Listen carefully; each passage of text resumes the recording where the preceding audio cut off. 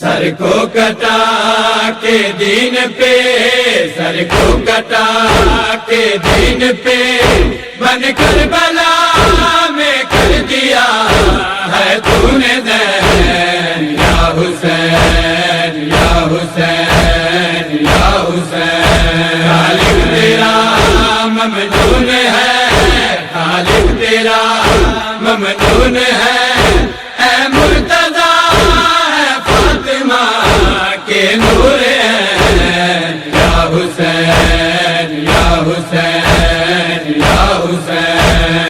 کافرین، لیکن آپ بے شک اعلان کر دیجئے اللہ کبھی بھی کافروں کی ہدایت نہیں کرتا۔ اور جیسے یہ اعلان نازل ہوا، میں غدیر کے تمام تر واقعات کو نظر انداز کر کے صرف ایک پہلو، ایک جملہ، ایک پیغام عرض کروں تاکہ جناب سیدہ کے انقلاب کی تمہید بن سکے۔ جیسے یہ آیت نازل ہوئی، ختمی مرتبہ نے آرام کرنا چھوڑ دیا، گھر میں رکنا چھوڑ دیا، مسجد میں جانا انتہائی کم کر دیا، صرف نماز کے لیے جاتے ہیں، نہ درس، نہ تدریس، نہ بحث، نہ گفتگو، نہ بیان حدیث، نہ بیان شریعت، بلکہ پیغمبر گرامی اسلام یکم ذیقات سے ہر روز اپنے گھر سے نکل جاتے ہیں صبح سویرے۔ کبھی ایک صحابی کے دروازے پر دستک دیتے ہیں، صحابی دروازہ کھولتا ہے، سامنے پیغمبر کو دیکھتا ہے، خوش ہے۔ کتنی خوشی کی بات ہے کہ آقا ختمی مرتبہ پہلی مرتبہ میرے گھر تشریف لائے، چاہتا ہے کہ وہ آقا اندر تشریف لائیں، وہ خدمت کرے، حضرت کی سعادت حاصل کرے، لیکن حضرت دروازے پہ کھڑے کھڑے فرماتے ہیں سنو، میری زندگی کی کچھ دن باقی ہیں اور میں اپنے پہلے اور آخری حج کے لیے مکہ جا رہا ہوں، اور تم پر واجب ہے کہ سفر میں میرے سہیم اور شریک بن جاؤ، اور اگر تم اس سفر میں میرے ساتھ شامل نہ ہوئے تو تم پر اللہ اور اس کے رسول کی لعنت ہوگی اور تم دشمن خدا اور رسول قرار پاؤ گے۔ اب یہ صحابی حیران سرگردان اسی فکر میں پیغمبر پہلی دفعہ آئے، کیا کہا اور آگے بڑھ گئے۔ پیغمبر نے دوسرے دروازے پر دستک دی، بے عینی یہی پیغام دیا، یہاں تک کہ سارا دن مسلسل آدھی رات تک ختمی مرتبہ نماز کے اوقات کے علاوہ بنفس نفیس خود چاہ کر بجائے کسی اور کے ذمے لگانے کے ایک دروازے پر دستک دے کے ہر ایک کو کہہ رہے ہیں، جس کا نتیجہ یہ ہوا کہ 25 ذیقعدہ بروز ہفتہ جب ختمی مرتبہ نے مدینہ کو چھوڑا تو کم از کم 80,000 افراد ختمی مرتبہ کے ساتھ اس کاروان میں شامل تھے، جس میں بچے تھے، بوڑھے تھے، خواتین تھی، مرد اور عورتیں سب شامل ہیں۔ 2 بیویوں کا انتقال ہو چکا ہے، 9 بیویاں زندہ ہیں، 9 کی 9 بیویاں اس سفر میں پیغمبر گرامی اسلام کے ساتھ شامل ہیں۔ جناب سیدہ زہرا، جناب زینب سلام اللہ علیہا، ام کلثوم، جناب حسن، امام حسین، بچے، تمام افراد ختمی مرتبہ کے ساتھ شامل ہیں۔ ادھر سے پیغمبر چلے، دوسری طرف پیغمبر نے جو راستہ اختیار کیا، منزل متعشہ، منزل سیرف، منزل منصرف، منزل قدجت، منزل عرق الزبی، منزل مر زہران، منزل عصایا، منزل ابوا، ان تمام مراحل کو ختمی مرتبہ طے کر رہے ہیں۔ جس بستی میں جاتے ہیں، منزل ابوا میں پیغمبر کی ماں کی قبر تھی، پہلے جب بھی جاتے تھے پورا دن گزارتے تھے، لیکن پہلا موقع ہے ختمی مرتبہ میں صرف فاتحہ پڑھی، سلام کیا، دعائے مغفرت کی اور اس کے بعد بستی میں چلے گئے اور گھر میں ہر ایک گھر میں جا کے وہی بات کی جو مدینہ میں کرتے رہے، جس کا نتیجہ یہ ہوا کہ راستے کی آبادیوں سے ختمی مرتبہ نے کم از کم 22 سے 23,000 افراد کو اپنے ساتھ شامل کیا۔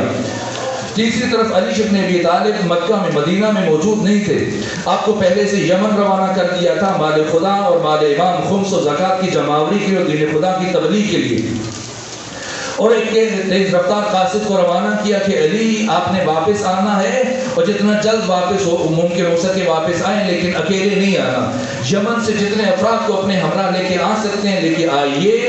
جو مولا متقیان 12 سے 13,000 افراد کو یمن سے اپنے ہمراہ لے کے آئے، مکہ پہنچے، ختمی مرتبہ 10 دن کی مسافت طے کر کے بروز منگل 5 ذی الحج ادھر مکہ میں داخل ہوئے، اور دوسری طرف علی ابن ابی طالب بھی اسی روز آپ کے ساتھ ملحق ہو گئے۔ ختمی مرتبہ نے فرمایا کہ علی میں نے آپ کا احرام اٹھا لیا تھا، یہ بتائیے کہ آپ نے کس نیت سے حج کی نیت کی ہے، کس نیت سے احرام باندھیں گے؟ کہا کہ میں نے اپنی نیت کو اللہ کے رسول کی نیت کے تابع کر دیا کہ پروردگار جو تیرے نبی کی نیت ہے تیرے علی کی نیت بھی وہی ہے۔ 5 ذی الحج کو جناب مکہ میں داخل ہوئے اور ختمی مرتبہ نے 10 روز اقامت کا اعلان کیا، جس میں دین کی تبلیغ کی، حج کے مسائل بیان کیے، حج کو پوری طرح سے ادا کیا گیا، اور 10 دن مکمل ہونے کے بعد 16 ذی الحج کی صبح میں ختمی مرتبہ نے خانہ کعبہ میں ابو ذر سے یہ اعلان کروایا کہ ابھی کچھ لمحوں کے بعد یہ کاروان مکہ سے چلے گا، جو فرد اس وقت مکہ میں موجود ہے اس پر واجب ہے کہ سفر میں ہمارا صحیح بن جائے، ہمارا شریک بن جائے، اور اگر ہمارے ساتھ نہ گیا تو اس پر اللہ اور اس کے رسول کی لعنت ہوگی، وہ دشمن خدا اور رسول ہوگا۔ یوں محققین نے لکھا، سیرت نگاروں نے لکھا، تاریخ نویسوں نے لکھا کہ 5000 افراد کم از کم جن کا تعلق خود مکہ سے تھا، وہ بھی ختمی مرتبہ کا یہ حکم سن کر مجبور ہوئے، اور اس طرح سے وہ بھی اس کاروان کے ساتھ شامل ہوئے۔ اس طرح سے بروز پیر 18 ذی الحج کی ظہر سے پہلے وقت ضحیٰ یہ کاروان میدان قوم غدیر میں پہنچا، اور جیسے یہ کاروان پہنچا ختمی مرتبہ نے اعلان کروایا کہ جلدی جلدی خاردار جھاڑیوں کو طلب کرو، بیٹھنے کا انتظام کرو، زمین کو مسطح کرو۔ جب سب جم کے بیٹھ گئے، اب گرمی کی شدت بڑھ رہی ہے، مسلسل چلچلاتی ہوئی دھوپ، نیچے سے گرم زمین، گرم ریت ہے۔ میں نے تاریخ میں یہ پڑھا ہے کہ صحابہ کرام گرمی کی شدت کی وجہ سے پسینے سے شرابور تھے، اپنی عبا اتارتے، لیکن آپ برستی ہوئی بارش میں غدیر کا ذکر سن رہے، لیکن میدان قوم غدیر میں کیا کیفیت تھی؟ صحابہ کرام برستی اس دھوپ میں، چلچلاتی دھوپ میں اپنی عبا اتارتے، اور گرمی کی شدت سے بچنے کے لیے، دھوپ کی تمازت آفتاب سے بچنے کے لیے اس عبا کو اپنے سروں پہ رکھتے، لیکن جب گرم ریت نیچے سے تنگ کرتی پھر وہ عبا کو سر سے اتار کر نیچے بچھا دیتے، کبھی نیچے کبھی اوپر۔ مسلسل وقت گزر رہا ہے، لیکن صحابہ کرام بہت مشکل میں، یہاں تک کہ جب سب جم کے بیٹھ گئے، یہ عظیم الشان اجتماع جس کی تعداد کم از کم 1,20,000 افراد ہے، تو ختمی مرتبہ تھے آپ کے قریبی افراد جو نسبتاً زیادہ متجسس تھے، کہا یا رسول اللہ اب وہ اعلان کیجئے جس کے لیے سب کو جمع کیا گیا۔ جیسے ہی پیغمبر گرامی اسلام نے یہ بات سنی، کہا اچھا اگر چاہتے ہو کہ میں اعلان کروں تو ایسا کرو، جلدی سے ممبر کا انتظام کرو تاکہ وہ پیغام پہنچاؤں، چونکہ آیت دوسری مرتبہ نازل ہو چکی ہے۔ علامہ جلال الدین سیوطی نے الاتقان میں یہ بات لکھی ہے، قرآن مجید کی تمام آیتیں ایک مرتبہ نازل ہوئی سوائے سورہ واقعہ فاتحہ کی 2 مرتبہ نازل ہوئی، قرآن کی کوئی بھی آیت نہیں ہے جو 2 سے زیادہ مرتبہ نازل ہوئی سوائے آیت بلغ کے، 2 مرتبہ نازل ہو چکی ہے اور ابھی تیسری مرتبہ نازل ہونی ہے، یعنی اللہ کو یہ تاخیر گوارا نہیں ہے۔ اور ختمی مرتبہ بھی چاہتے کہ اعلان کریں، اور چلچلاتی ہوئی دھوپ اور گرمی کی شدت صحابہ کرام کا ایک ایک لمحہ مشکل سے گزر رہا ہے، یہاں تک کہ ختمی مرتبہ نے فرمایا کہ جلدی کرو، اگر سننا چاہتے ہو اعلان، اللہ کا پیغام سننا چاہتے ہو تو جلدی سے ممبر کا انتظام کرو۔ جیسے ہی ختمی مرتبہ نے فرمایا ممبر بناؤ شمع رسالت کے پروانے، کہ یا رسول اللہ ممبر کہاں سے بنائے؟ کہ ممبر بناؤ تاکہ میں اعلان کر سکوں، بغیر ممبر کے ممکن نہیں کہ میں اعلان کر سکوں۔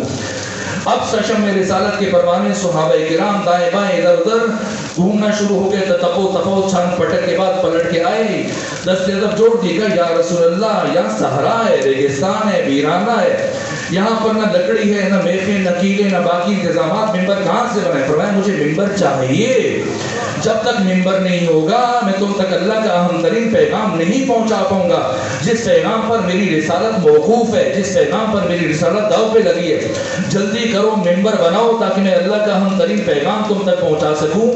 بادل ناخواستہ شمع رسالت کے پروانے پھر سے سرگرم ہو گئے، ڈھونڈنا شروع کیا، ادھر ادھر گئے، تلاش کیا، چھان پٹک تلاش کیا، ڈھونڈا، اس کے بعد گھوم پھر کے جب پلٹ کے واپس آئے سب نے ہاتھ کھڑے کر دیے اور سب نے اپنی عجز اور ناتوانی کا اظہار کیا، یا رسول اللہ اس صحرا میں، اس ویرانے میں، اس ریگستان میں جہاں حد نگاہ تک ریت ہی ریت ہے، ہم ممبر کہاں سے لائیں؟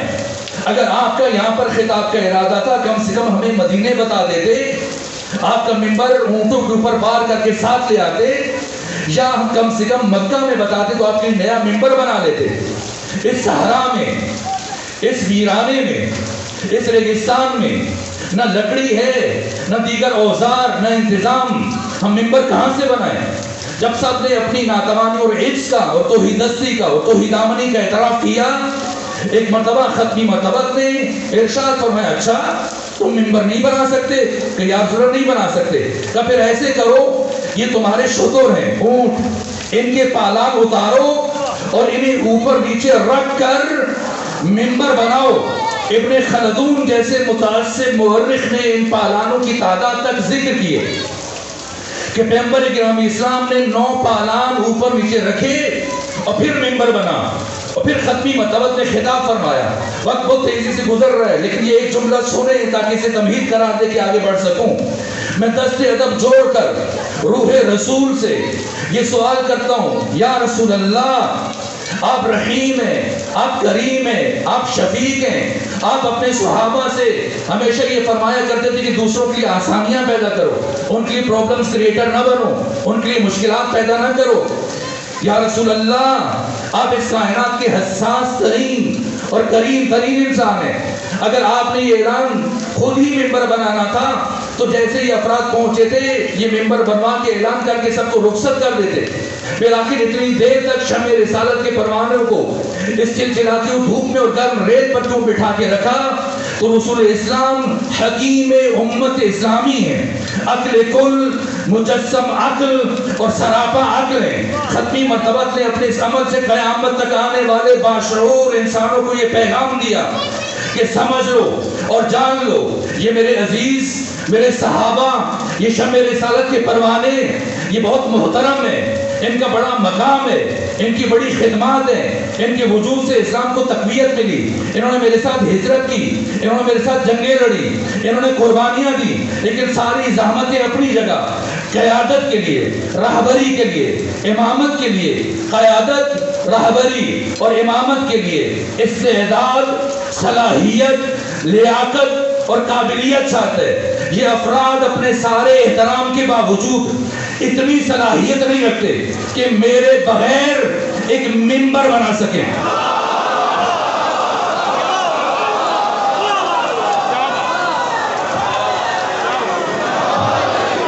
یہ افراد اپنے تمام تر احترام کے باوجود، اپنی تمام تر زحمات کے باوجود، اپنی تمام تر خدمات کے باوجود میرے بغیر اتنی صلاحیت نہیں رکھتے کہ ایک ممبر بنا سکیں. تو جو افراد میرے بغیر ایک ممبر بنانے کی صلاحیت نہیں رکھتے وہ صاحب ممبر کا انتخاب کیسے کر سکتے ہیں؟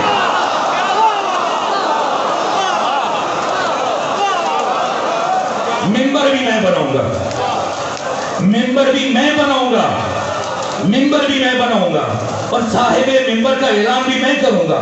اب ختمی مرتبہ آئے اس پالانوں کے ممبر پہ اور خطبہ دیا اور پہلے خود مہرہ کا معنی سمجھایا. وقت بہت تیزی سے گزر رہا ہے، بعد کے مراحل کو عرض کرنا مطلوب ہے، اس لیے یہاں پر رک رہا ہوں. لیکن صرف علی ابن ابی طالب کی ولایت کا اعلان نہیں کیا. اگر صرف علی ابن ابی طالب کی ولایت کے اعلان پر دین مکمل ہوتا، نعمت تمام ہوتی، اللہ راضی ہوتا، کافر مایوس ہوتا تو وہ 20 سال پہلے ہو جاتا. دعوت ذوالعشیرہ میں یہ اس کے بعد ہزاروں مواقع آئے.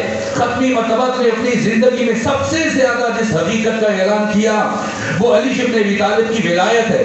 ہزاروں مرتبہ، کتنی مرتبہ، ہر روز ختمی مرتبہ کس کس انداز سے اعلان کرتے ہیں. کبھی فرمایا جس جس کا دروازہ مسجد میں کھلتا ہے سب بند کر دو، صرف میرا اور علی کا دروازہ کھلا رہے. کبھی فرمایا کہ علی کو مجھ سے وہی نسبت ہے جو ہارون کو موسیٰ سے. کبھی فرمایا کسی انداز سے حب علی یاکل الذنوب کما تاکل النار الحطب، علی کی محبت اس طرح سے گناہوں کو کھا جاتی ہے جس طرح سے آگ لکڑیوں کو کھا جاتے ہیں. اور کبھی کبھی انسان جب اس زاویہ دید سے ختمی مرتبہ کی سیرت کا مطالعہ کرتا ہے تو اسے یوں لگنے لگ جاتا ہے کہ پیغمبر گرامی اسلام آئے ہی علی ابن ابی طالب کی ولایت کا اعلان کرنے کے لیے. اپنی زندگی کا ایک دن پیغمبر نے جانے نہیں دیا. ہزاروں مرتبہ علامہ ہلی کے الفین گواہ ہے. آپ جائیں جمہور کے پاس، سواد اعظم کے پاس، جو علی کو چھوڑ کر کسی اور کو ختمی مرتبہ کا جانشین مان رہے، ان سے پوچھیں جسے مان رہے اس کی خلافت پر کیا دلیل ہے. تو سارا زور علمی صرف کرنے کے باوجود ایک دلیل سے زیادہ دینے کی صلاحیت نہیں رکھتے. اور وہ بھی دلیل نہیں بن سکتی کہ نماز پڑھائی. جن 4 دنوں میں جو میراث سے لے کر پیر تک جو ختمی مرتبہ کی بیماری کے ایام ہیں ان میں نماز پڑھانے کی بات ہو رہی ہے. اور انہی 4 دنوں میں ختمی مرتبہ نے اسامہ بن زید کی سربراہی میں لشکر ترتیب دیا اور فرمایا جو اس میں شرکت نہیں کرے گا دشمن خدا اور رسول ہے اور وہ ملعون ہے. تو وہاں گئے یا یہاں گئے، رکے. اگر وہاں گئے تو نماز کس نے پڑھائی، اور اگر نماز پڑھائی تو وہاں نہیں گئے.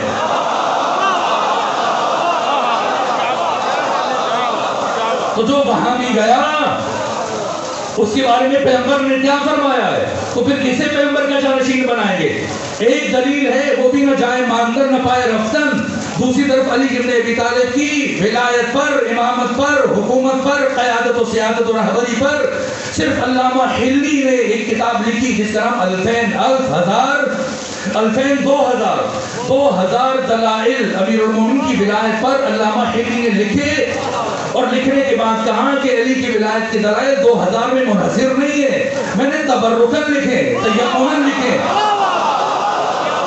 ذات آخرت کے لیے، تاکہ میرا توشہ آخرت بن جائے اور میری نجات کی سند بن جائے۔ علی ابن ابی طالب کی ولایت کے دلائل ماشاءاللہ ہے۔ اس کا مطلب علی کی ولایت کا اعلان اس سے پہلے ہزاروں مرتبہ ہو چکا ہے۔ غدیر میں کیا ہوا؟ خطبہ غدیر پڑھے، اگر پیغمبر کرام اسلام من کنت مولا فہذا علی المولا تک رک جاتے، نہ دین مکمل ہوتا، نہ نعمت تمام ہوتی، نہ اللہ راضی ہوتا، نہ کافر مایوس ہوتا۔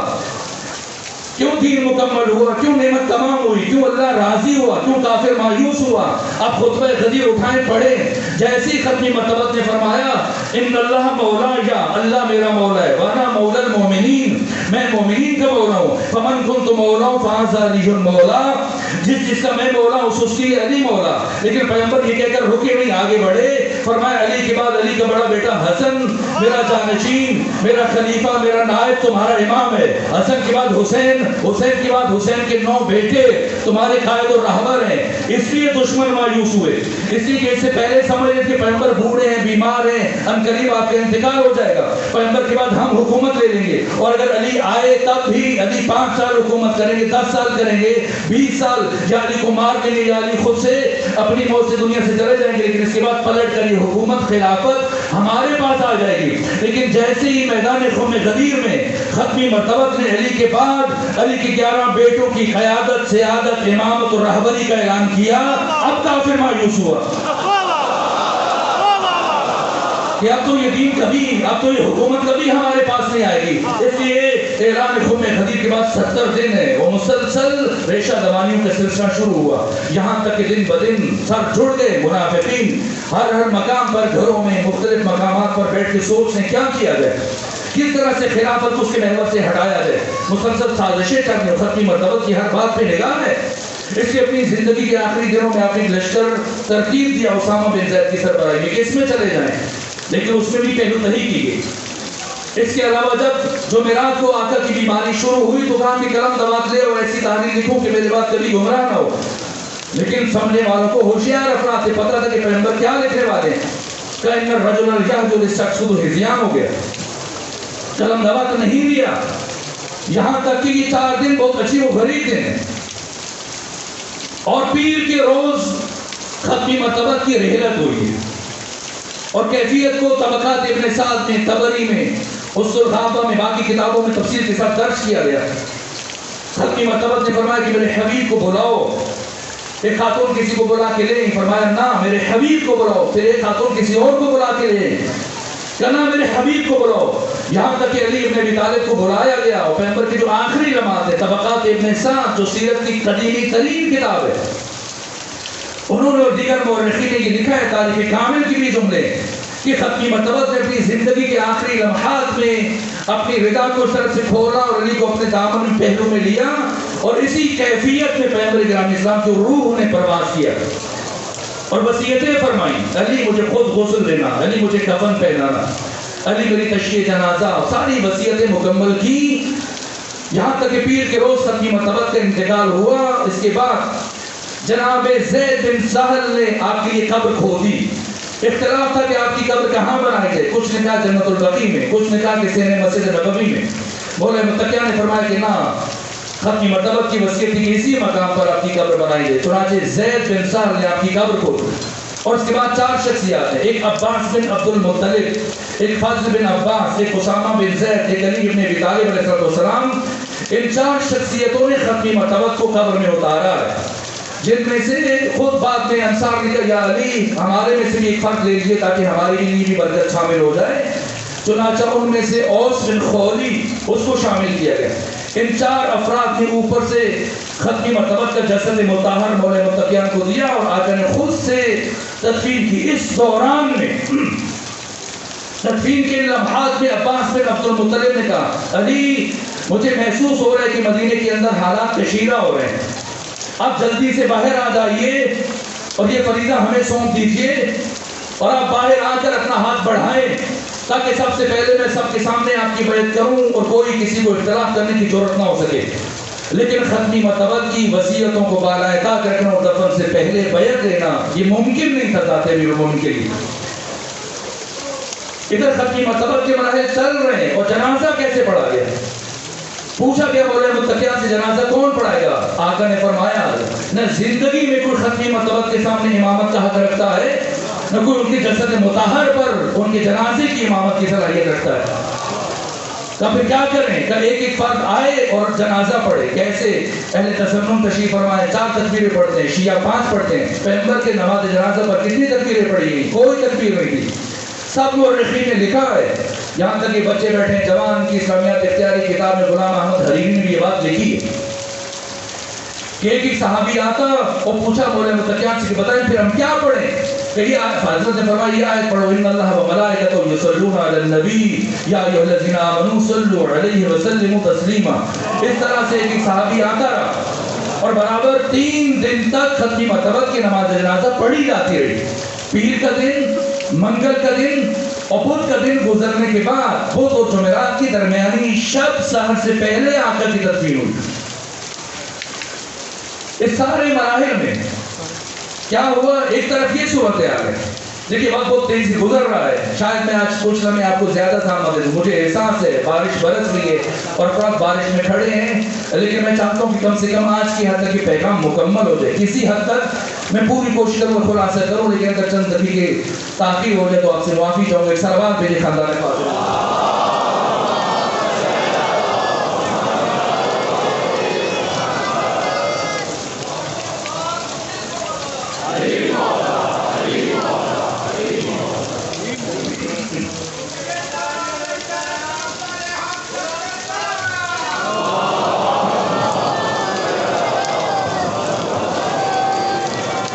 ایک طرف یہ صورتحال کہ مولا متقیان مشہور ہیں اور دوسری طرف اسی گلی میں ایک شخص ہے جو تلوار نکال کے کھڑا ہے۔ یہ وہ بات ہے جو تمام مورخین نے لکھی، کسی نے اختلاف نہیں کیا۔ تلوار نکال کے کھڑا ہے اور یہ برابر کہہ رہا ہے کہ اگر کسی نے کہا کہ پیغمبر کی وفات ہو گئی تو میں اس کا سر تن سے جدا کر دوں گا۔ پیغمبر جناب موسیٰ کی طرح سے غائب ہوئے کچھ عرصے کے لیے یا آسمانوں پہ چلے گئے، اور تیسرا جملہ تھا شاید وہ بے ہوش ہو گئے، پلٹ کے آئیں گے اور جس نے بھی کہا کہ پیغمبر مر چکے ہیں تو وہ آ کر خود اپنی تلوار سے اس کے پاؤں اور ان کا سر کاٹ دیں گے۔ اس طرح کی گفتگو جب شروع کی، عمر ابن زائدہ ختمی مرتبہ کا جوان صحابی آگے بڑھا اور قرآن مجید کی آیات پڑھی کہ اگر ختمی مرتبہ نبی پچھلے نبیوں کی طرح سے نبی تھے، اگر وہ چلے جائیں کہ پروردگار میں بولا تو کیا تم الٹے پاؤں کفر کی طرف چل پڑو گے؟ علاقے سے جھڑک دیا خاموش ہو جاؤ۔ جہاں تک اسی اسنا میں ایک فرد کو روانہ کیا کسی صاحب کو بلانے کے لیے، اور کچھ فاصلے زمانی طے ہونے کے بعد وہ فرد جسے بلایا گیا ابو عبیدہ جراح کے ساتھ وہاں پہ پہنچا، اور جیسے ہی پہنچا آنے والے نے وہی آیت سنائی اور وہی باتیں کی جو کچھ دیر پہلے عمر ابن زائدہ کر رہا تھا۔ اسے روک دیا گیا، لیکن سننے کے بعد کہا میرے ہاتھ سے نہیں رہا تھا، تلوار کو نیام میں ڈالا اور تینوں افراد وہاں سے چلے کہاں؟ سقیفہ بنی سعدہ کی طرف، جب پہلے سے انصار جمع تھے جیش اسامہ میں عدم شرکت کے باعث اور قلم دباز نہ دینے کے باعث انصار مدینہ بھاگ چکے تھے کہ یہ حکومت کس طرح سے کیا منصوبہ بندی ہے، لہذا انہوں نے کہا کہ اگر علی تک نہیں پہنچے تو کم سے کم پھر ہمیں ملے۔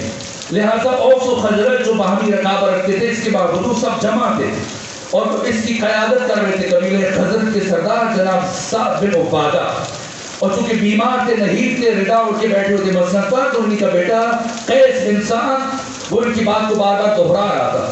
یہ سب کے سب جمع تھے، تقریباً 320 کے قریب یا 317 افراد اکٹھے تھے، اور اس اسنا میں سعد بن عبادہ کی بیعت تقریباً ہونے والی تھی۔ سب متفق تھے اور خزرج اور اوس بھی ان کا ساتھ دے رہے تھے تاکہ مہاجرین کے مقابلے میں کم از کم انصار کی بالادستی برقرار رہ جائے۔ ابھی آخری مرحلے میں تھی بیعت، 3 افراد پہنچے اور ان کے پیچھے عبد الرحمن بن عوف مکی بھی دوڑ پہنچ گیا، اور اس مرحلے میں جیسے آئے صاحب شمشیر جو شخص تلوار نکال کے کھڑا تھا، آتی کہا کہ تمہیں یہ حق کس نے دیا کہ تم خلیفہ کا انتخاب کرو؟ ان کا ہماری زحمتیں، ہمارے وجود سے اسلام کو تقویت ملی، ہم نے جنگیں لڑی ہیں۔ پیغمبر کرام اسلام نے تو اپنے قبیلے والوں کو جب دعوت دی قریش کو تو چند مٹھی بھر افراد نے ساتھ دیا، ان افراد کے ساتھ تو ہرگز کبھی بھی اسلامی ریاست نہیں بن سکتی تھی۔ یہ ہماری کوشش تھی، ہمارا ساتھ تھا، ہم نے قربانیاں دی، ختمی مرتبہ کا ساتھ دیا، ان کی میزبانی کی، جنگیں لڑی، اسلام کو تقویت دی، یہاں تک کہ تمہارا ساتھ کیا، تمہیں اپنے اموال میں شریک کیا، یہاں تک کہ جو افراد اپنی بیویوں سے الگ ہو کے آئے تھے، جس کے پاس 2 بیویاں تھیں، ہم نے اپنی ایک بیوی کو طلاق دی تاکہ تم شادیاں کر سکو۔ اس حد تک جب ہم نے تمہارا خیال رکھا تو یہ خلافت ہمارا حق ہے۔ صاحب شمشیر نے کہا کہ تم نے جو کیا اس کا اجر اور صلہ جا کر قیامت میں اللہ سے دینا، لیکن حکومت ختم مطلب کے خاندان میں جائے گی، یہ ان کا حق ہے۔ لہٰذا اپنے ساتھ موجود افراد میں سے فرد کا ہاتھ بڑھایا اور سب سے پہلے خود بیعت کی۔ میں خلاصہ کر رہا ہوں، یہاں تک کہ سعد بن عبادہ کے مخالف قبیلہ اوس سے اسی کا چچا زاد بھائی نعمان بن بشیر جو کہ سکینہ رکھتا تھا، اس نے بھی ہاتھ بڑھایا اور دیکھا دیکھی چھوڑ اٹھا کہ 2 امیر ہو جائے، لیکن تفصیلات ہیں۔ خلاصہ یہ کہ بالآخر سعد بن عبادہ اور قیس کے علاوہ، باپ اور بیٹے کے علاوہ باقی سب نے بیعت کر لی۔ قریش کی وقتی منطق کے آگے سرنگوں ہو گئے، اور یہاں سے جب نکلے تو اب آپ پڑھ لیجیے عبد الفتاح عبد المقصود مصر کے نامور اہل سنت عالم، انہوں تمام تر تفصیلات کو لکھا اور باقی تاریخوں میں بھی درج ہے۔ جیسے وہاں سے نکلے یہ افراد راستے میں جو بھی مل رہا ہے تو خلیفہ کے پسندیدہ افراد کے ہاتھ کندھے پہ رکھے، جو بھی راستے میں آتا ہے اس کا ہاتھ پکڑ کر خلیفہ کے ہاتھ پہ رکھ دیا جاتا ہے، اور بیعت کرنے کے بعد یہ کہا جاتا ہے کہ دیکھو تم سے بالواسطہ بیعت نہیں لی گئی، تم نے بلا واسطہ بیعت کی ہے، اور اب اس پہ ثابت قدم رہنا، اور اگر اس سے منصرف ہوئے تو پھر اس کے ذمہ دار تم خود ہوگے۔ یوں ایک طرف ختم مرتبت کی تجہیز اور تکفین اور نماز جنازہ کا سلسلہ جاری ہے، اور دوسری طرف ایک نوزائیدہ حکومت ہے جو مسلسل تیزی سے اس کے لیے کوششیں جاری ہیں، یہاں تک یہ حکومت برقرار ہو گئی۔ اور ختم مرتبت کی تدفین کے بعد جمعرات کے دن اب کیا صورتحال ہے؟ اب صورتحال یہ ہے کہ مولا متقیان سے بیعت کا مطالبہ کیا گیا۔ اسی کی سب سے بڑی مشکل اب یہ ہے کہ ایک متوازی شخصیت کے جو حکومت کے جن کا اعلان ہو چکا ہے، جن کے بارے میں ختم مرتبہ نے اپنی ساری زندگی مسلسل فرمایا، آپ کا بیعت نہ کرنا حزب حاکم کی بہت بڑی پریشانی ہے، اس سے کوشش ہے کہ بیعت لی جائے۔ اب یہاں پر حزب حاکم کے جو افراد حزب حاکم کے لیے خطرہ بن سکتے ہیں ان کی تعداد 3 سے 4 ہے۔ سب سے پہلے انصار، دوسرے نمبر پر بنو امیہ، تیسرے نمبر پر علی بن ابی طالب بنو ہاشم، اور پھر اصحاب علی۔ یہ سارے حریف ہیں جن سے حکومت وقت اور اس نوزائیدہ حکومت کو خطرہ ہے۔ سب سے پہلے حریف انصار وہ قریش کی وقتی منطق کے آگے سرنگوں ہو گئے۔ میں مجبور ہوں اس تاریخی تفصیل کو بیان کیے بغیر میں ہرگز فلسفہ نزول کوثر بیان نہیں کر سکتا آپ کے لیے۔ سب سے پہلا حریف انصار ہے، انصار مجبور ہے چونکہ ہاتھ رکھ چکے ہیں، اب پیچھے نہیں ہٹ سکتے۔ دوسرا حریف بنو امیہ، اور بنو امیہ کا سردار ابو سفیان ہے، لیکن اس کی شومی قسمت یہ ختم مرتبہ کے انتقال کے موقع پر مدینہ کے اندر موجود نہیں تھا، بلکہ تجارت کے لیے شام گیا ہوا تھا، اور جیسے اسے واپسی پر اطلاع ملی، خبر ملی کہ پیغمبر گرامی اسلام کا انتقال ہو چکا، تو اس نے سب سے پہلا سوال یہ کیا کہ پھر خلیفہ کون بنا، پیغمبر کی جگہ حاکم کون آیا؟ بتایا گیا فلاں شخص حاکم بنا۔ اس نے سارا مال اپنے غلاموں کو سپرد کیا اور اپنے گھوڑے کو سر پر دوڑاتا پہنچا مدینہ، اور گھر نہیں گیا، سیدھا ختم مرتبہ کے چچا جناب عباس بن عبد المطلب کے پاس پہنچا، اور ان سے کہا کہ خلافت یا تو بنو ہاشم کا حق ہے یا پھر بنو امیہ کا حق ہے، یہ بنو تمیم کے پس قبیلے کا فلاں فرد کب اس قابل تک اس کو خلافت دی جائے؟ کہا پھر کیا کریں؟ کہا کہ بنو ہاشم کے پاس اہل افراد کی کمی نہیں ہے، جن میں سے برجستہ ترین شخصیت خود علی ابن ابی طالب ہے۔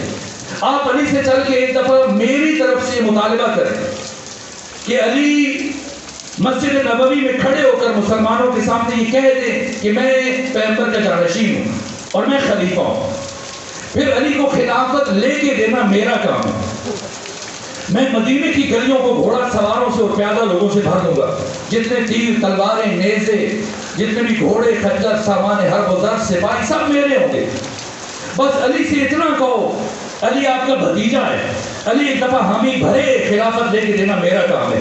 کیا ہوا؟ خوشی خوشی جناب عباس کوئی تو ہے اس مشکل وقت میں ہمارا ساتھ دینے کے لیے، چلے اور پہنچے مسجد نبوی میں، جہاں علی بن ابی طالب ختم مرتبہ کی قبر کے قریب بیٹھ کر قرآن حکیم کی تلاوت میں مصروف تھے۔ جیسے ہی 2 افراد آئے عباس بن عبد المطلب نے ابو سفیان سردار بنو امیہ کی بات کو دہرایا.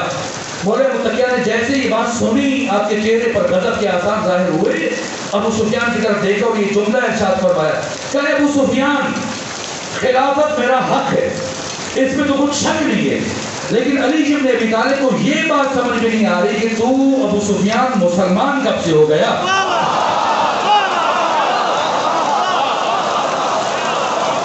اور تمہیں یہ حق کس نے دیا ہے کہ تو مسلمانوں کے بنیادی اور اساسی امور میں مداخلت کرے. تو محظور الدم ہے, چونکہ تو نے کلمہ پڑھ لیا اس لیے ہم مجبور ہیں کہ ہم تمہارے اوپر تلوار نہیں اٹھا سکتے, لیکن اس کا یہ مطلب نہیں کہ تم مسلمانوں کے اساسی امور میں مداخلت کرو. اس کے بعد لوگ جمع ہونا شروع ہوئے, علی کی آواز بلند ہوئی جہاں تک کہ مسجد نبوی آدھی سے زیادہ بھر گئی. امیر المومنین کھڑے ہوئے اور تاریخی خطبہ ارشاد فرمایا ایھا الناس شقوا امواج الفتن بسفن النجاۃ, اے لوگوں فتنے کی موجوں کو نجات کی کشتی کے ذریعے سے چیر دو. بازا و تجارہ و مفاخرہ اور فخر و مباحث کے تاج جو تم نے اپنے سروں پر پہن رکھے ان کو اتار کر زمین پر رکھ دو. وَأَرِّجُوا عَنْ طَرِيقِ الْمُنَافَرَةِ, اور خود کو نفرت کے راستوں سے الگ کر دو. ابو سفیان جو پانی تو ابھی علی کو پلانے کے لیے آیا ہے, ھذا ماء عاجل, یہ گدلا پانی ہے, اور جو لقمہ تو علی کو کھلانا چاہتا ہے وَلُقْمَةٌ يَغُصُّ بِهَا عَاقِلُهَا, یہ ایسا لقمہ ہے جو کھانے والے کے گلے میں پھنس سکتا ہے. اے اہل مدینہ سنو, کل تم سب کے سامنے جب میں نے خود اپنے حق اور خلافت کے لیے بات کی, ان اقول یقولوا حرس علی الملک, تم سب نے کہا علی حکومت کا حریص ہے. وَإِنْ أَسْكُتْ, پھر تمہاری باتیں سن کر جب میں خاموش ہوا تم نے کہنا شروع کر دیا جزع من الموت, علی موت سے ڈر گیا. ہیہات بعد اللدیہ واللدی, ہرگز نہیں, بدر و احد خندق و خیبر دیکھنے کے بعد کہہ رہے ہو کہ علی موت سے ڈر گیا. واللہ لابن ابی طالب انس بالموت من الطفل بثدی امہ, اللہ کی قسم ابو طالب کے بیٹے علی کو موت سے اتنی شدید محبت ہے جتنی ایک چھوٹے بچے کو اپنی ماں کے دودھ سے ہوتی ہے. پھر خاموش کیوں؟ فلسفہ سقوط علوی کیا ہے؟ بل اندمجت علی مکنون علم لوبوت لسترقت من سراب العشیۃ فی طویل البعیدہ, علم کا وہ ٹھانٹے مارتا وہ بے کنار سمندر جو علی کے سینے میں, جس کی ایک جھلک اگر میں انسانوں پر ظاہر کروں تو اس کائنات کے تمام انسان روح کپ کپانے لگ جائیں اور اس طرح سے تھرتھرانے لگ جائیں جس طرح سے انتہائی گہرے کنویں میں ڈور کی رسی کپ کپانے. بنو امیہ یہاں سے مایوس ہوا اور پہنچا حزب حاکم کے پاس, بجا کے اسے ڈرایا دھمکایا, تمہیں میری سماجی حیثیت کا پتہ ہے, میری معاشرتی حیثیت کا پتہ ہے, میری معاشی حالت کا پتہ ہے, میں یہ اقتدار تم سے چھین لوں گا. حزب حاکم مزاج آشنا تھا, تو آپ ایسی باتیں کیوں کر رہے ہیں, یہ حکومت آپ کی ہے اور حکومت میں آپ کو شریک کیا جائے گا. اور ایسے ہی ہوا, حکومت میں شریک کیا گیا جس کی تفصیلات بیان کرنے کا وقت نہیں ہے. اور